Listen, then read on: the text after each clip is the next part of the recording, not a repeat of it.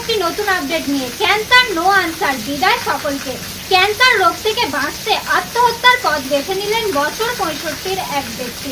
যেটা জানা যাচ্ছে, হাওড়ার জগৎবল্লভপুরের অন্তর্গত পাতিহাল গ্রাম পঞ্চায়েতের হাজরা শ্মশান এলাকায় বছর 65 তপন মণ্ডল নামের এক ব্যক্তি দীর্ঘদিন ধরেও ক্যান্সার রোগে আক্রান্ত ছিলেন। পরিবার সূত্রে জানা যাচ্ছে, অনেক চিকিৎসা করার পরেও কোনো রকম সুরাহা হয়নি।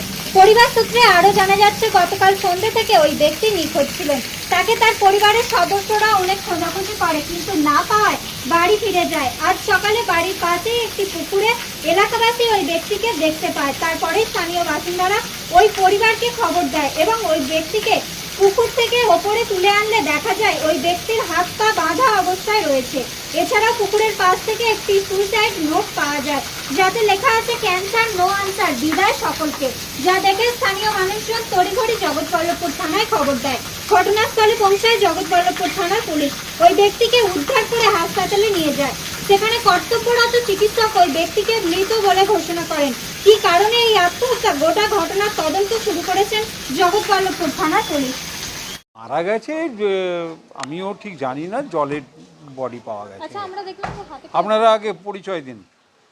হাত পায়ে দড়ি বাঁধা ছিল। অত আমি ডিটেল জানি না, আমি পরে খবর পেয়েছি। আমি ওনার দাদা হই। আচ্ছা, কি মনে করছেন, এটা আত্মহত্যা না কি অন্য কিছু? আত্মহত্যায় সুইসাইডের নোট বোধহয় কি দিয়ে গেছে পুষে। কিছু রোগ ছিল? ক্যান্সার রোগ ছিল। আচ্ছা, ওনার নাম? তপন মণ্ডল। আপনার নাম? স্বপন মণ্ডল, আপনাদের বাড়ি? বড়গাছিয়া। এখন এই পর্যন্তই, ফিরছি আরও একটি নতুন আপডেট নিয়ে। ততক্ষণ সঙ্গে থাকুন, দেখতে থাকুন হাওড়া টিভি নিউজ।